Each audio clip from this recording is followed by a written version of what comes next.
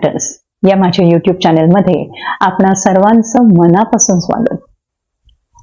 ताण हाताळण्यामध्ये किंवा उत्तम संयोजन करण्यासाठी अतिशय महत्वाचा परंतु थोडासा दुर्लक्षित असा पुढचा एक घटक आपण बघणार आहोत आणि तो काय आहे माहितीये? हास्य, अर्थातच स्माइल. तुम्ही जर नीट विचार केलात तर हॅपीनेस किंवा जेव्हा आपल्याला आनंद होतो तेव्हा आपण हसतो. म्हणजे साधारण एक युनिव्हर्सली ऍक्सेप्टेड अशी ही गोष्ट आहे. म्हणजे जेव्हा तुम्ही एखाद्याकडे बघून हसता तेव्हा भले तुम्हाला त्या व्यक्तीची भाषा माहिती नसेल किंवा येत नसेल, पण तरीही कुठल्याही त्या गोष्टीपासून तुमचं अडत नाही, बरोबर? त्यामुळे आपण असंही म्हणू शकतो की हा नॉनव्हर्बल कम्युनिकेशनचा अत्यंत इफेक्टिव्ह किंवा अत्यंत प्रभावशाली असा हा मार्ग आहे. मग मला सांगा, हे हास्य इतकं महत्वाचं असूनही आपलं त्याकडे इतकं दुर्लक्ष का? आता मी तुम्हाला एक दोन उदाहरणं सांगते. तुम्ही एखाद्याच्या घरी गेलात आणि त्यांनी दरवाजा उघडून एकदम तुमचं स्वागत केलं की या बरं झालं आलात, वाट बघत होतो, खूप छान वाटलं. परंतु त्याच्या चेहऱ्यावर जराही हास्य नसेल, स्मित नसेल, तर तुम्हाला असं वाटतं की अरे हे नुसतंच वरवरचं म्हणतोय वाटतं, बरोबर आहे? किंवा कधीतरी असं होतं की तुम्ही जेव्हा ट्रेनमध्ये किंवा बसमध्ये प्रवास करत असता, कुठेतरी काहीतरी धक्का लागतो, धक्काबुक्की होते, भांडणाचा सूर लागतो आणि ती व्यक्ती तुम्हाला काहीतरी बोलायला लागते. अशा वेळेला तुम्ही जर का नुसतं वळून त्या व्यक्तीकडे पाहिलं आणि एक छानसं स्माइल दिलं, तर मला असं वाटतं पुढचा त्या व्यक्तीचा भांडणाचा सूर असतो तो नक्कीच नाहीसा होतो, बरोबर ना? आपण जेव्हा घराच्या बाहेर पडतो तेव्हा आपण बहुतांशी सवयीने बऱ्याच लोकांकडे बघून एक निसट्ट हसू आपल्या ओठांवर असतं. पण मला सांगा, आपण आपल्या घरातल्या लोकांच्या समोर किंवा त्यांच्याकडे बघून किती वेळा हसतो? सकाळी उठल्यानंतर आपल्या जोडीदाराकडे बघून किंवा आपल्या मुलांना बघून आपण एक छानसं स्माइल देतो का? मला असं वाटतं बहुतेक जणांचं उत्तर असेल नाही, कारण आपण इतके गडबडीत असतो आणि रोजची इतकी कामांची धांदल असते की ह्याच्यामध्ये हसायला वेळ आहे कुणाला असं तुम्हाला वाटत असेल. पण ही न हसण्याची चूक करू नका, कारण हसण्याचे अनेक अनेक फायदे आहेत, बरोबर? आता पहिला फायदा बघायचा तर तुमचं शरीर आणि मन एकदम रिलॅक्स होऊन जातं जेव्हा तुम्ही हसता तेव्हा, अगदी छान खळखळून हसता तेव्हा. तुमचा मूड बदलतो, बरोबर? तुमच्या आजूबाजूचं वातावरणही सकारात्मक होतं. तुम्हीच विचार करा, अशी एखादी व्यक्ती जी सतत गंभीर असते किंवा एकदम चिंतातूर तुम्हाला दिसते, अशा व्यक्तीसोबत राहणं तुम्हाला आवडतं की जी व्यक्ती हसरी आहे, हसतमुख आहे, अशा व्यक्तीसोबत राहणं आवडतं? ह्याचं उत्तरच तुम्हाला सगळं काही सांगून जाईल. त्यानंतर अतिशय महत्वाची गोष्ट म्हणजे जेव्हा आपण खळखळून हसतो त्यावेळेस काय होतं, आपल्या मेंदूमध्ये काही न्यूरोपेप्टाइड्स त्यांचं सिक्रेशन होतं. एंडॉर्फिन, बरोबर, जे एक नॅचरल पेनकिलर आहे.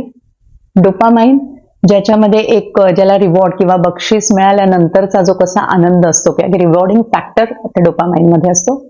आणि सेरोटोनिन, जे परत ओव्हरऑल वेलबिंग म्हणजे सगळीकडे सगळं खुशहाल असण्याची भावना किंवा ज्याला आपण नॅचरल एक अँटी डिप्रेशन म्हणू शकतो असं आहे, बरोबर? हे तिन्ही पाझरल्यामुळे काय होतं की ताणाचं प्रमाण एकदम कमी होतं. म्हणजे कॉर्टिझॉलचं प्रमाण अर्थातच खूप कमी झाल्यामुळे काय होतं की एकदमच आनंदाची भावना, रिलॅक्सेशन असं वाटतं.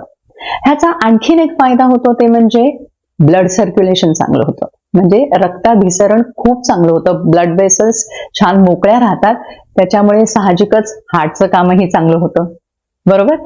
याच्यानंतर खूप महत्वाचा घटक म्हणजे आपली रोगप्रतिकारक शक्तीही वाढते, बरोबर आहे?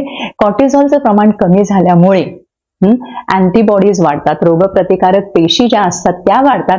साहजिकच शरीराची इम्युन सिस्टीम जी आहे ही अतिशय चांगलं काम करायला लागते. याच्यासोबत आणखीन एक महत्वाचा फॅक्टर म्हणजे ज्याला आपण ऑक्सिटोसिन म्हणतो किंवा ज्याला लव्ह हार्मोन असंही म्हटलं जातं. आता तुम्ही बघा, जेव्हा तुम्ही एखाद्याकडे बघून हसता तर फार क्वचित वेळा असं होत असेल की ती व्यक्ती तुमच्याकडे बघून हसत नाही किंवा प्रत्युत्तर देत नाही. साधारणपणे जेव्हा तुम्ही इतरांकडे बघून हसता तेव्हा त्या व्यक्ती तुम्हाला हसण्यानीच उत्तर देतात. आणि अशामुळे काय होतं, एक इंटरनल कनेक्शन निर्माण होतं.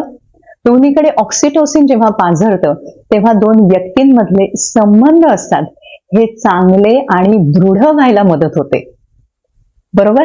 आता जेव्हा हे सगळे फरक आपल्याला जर का दिसतात तर आपण हसायचं का नाही? म्हणजे हे हसणं जे आहे हे तुम्हाला शारीरिक आरोग्य देतं, त्याच्याच बरोबर हे तुम्हाला मानसिक आरोग्य देतं. त्याच्यानंतर एक विशिष्ट प्रकारची ज्याला आपण म्हणतो एक पॉझिटिव्ह ऊर्जा, किंवा ज्याला कीप गोईंग, की काहीही असेल तरी तू सतत पुढे जात राहा, हा जो एक आदेश आहे हा नकळत आपल्या मेंदूला दिला जातो आपल्या हसण्यामुळे. बरोबर. अर्थात तुम्ही म्हणाल की दरवेळेला कसं मला एवढं खदखदून हसायला येणार? खदखदून हसलंच पाहिजे किंवा असं नाही, दिलखुलास हसू आलं, तुम्ही खूप मनापासून हसत असाल तर उत्तमच आहे. पण जर तसं नसेल तरीही जेव्हा आपण ही हसण्याची आर्टिफिशियल क्रिया करतो, म्हणजे जेव्हा तुमचे हे स्नायू, गालाचे स्नायू वर जातात, डोळे थोडे बारीक होतात, तिकडचे स्नायू जेव्हा आकुंचन पावतात, ज्याला डुन्शेन स्माईल असं म्हटलं जातं, किंवा एकदम जेन्युइन स्माईल, हे जेव्हा स्माईल येतं तेव्हा अर्थातच मेंदूला आदेश जातो दॅट ऑल इज वेल, सगळं काही ठीक आहे आणि तुम्ही खूप आनंदी राहता.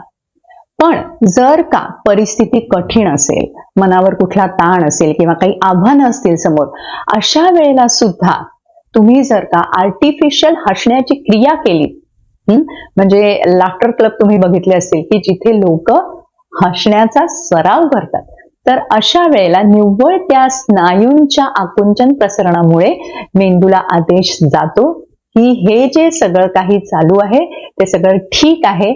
आणि साहजिकच काय होतं की मेंदूमधून परत मगाशी जसं मी म्हटलं की एन्डॉर्फिन्स म्हणा, डोपामाइन म्हणा किंवा सेरोटोनिन म्हणा, यांचं सिक्रिशनचं प्रमाण वाढतं, कॉर्टिझॉलचं प्रमाण कमी होतं आणि अर्थातच काय होतं, सगळीकडे एकदम खुश आणि आनंद. आणि ह्या सगळ्याचा परिणाम अर्थातच आपला ताण कमी होण्यावर होतो. मग अशा वेळेला जर आपल्याला रोजच्या आयुष्यामध्ये हसण्याचे प्रसंग कमी येत असतील तर एखादा लाफ्टर क्लब जरूर जॉईन करा, किंवा आपल्या मित्रमैत्रिणींसोबत, आपल्या जवळच्या लोकांसोबत, कुटुंबासोबत मनमुराद हसा, दिलखुलास हसा आणि स्ट्रेस फ्री रहा. हा होता आजचा फंडा. पुन्हा भेटूया पुढच्या भागात. तोपर्यंत स्वतःची काळजी घ्या आणि स्वस्थ राहा.